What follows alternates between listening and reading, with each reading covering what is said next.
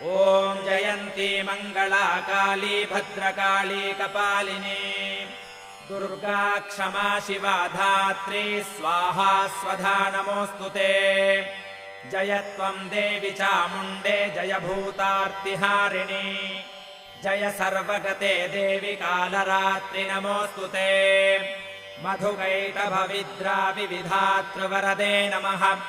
रूपम् देहि जयम् देहि यशो देहि द्विषो जहि महिषासुरनिर्नाशि भक्तानाम् सुखदे नमः। रूपम् देहि जयम् देहि यशो देहि द्विषो जहि रक्तबीजवधे देवि चण्डमुण्डविनाशिनि। रूपम् देहि जयम् देहि यशो देहि द्विषो जहि शुम्भस्यैव निशुम्भस्य धूम्राक्षस्य च मर्दिनि। रूपम् देहि जयम् देहि यशो देहि द्विषो जहि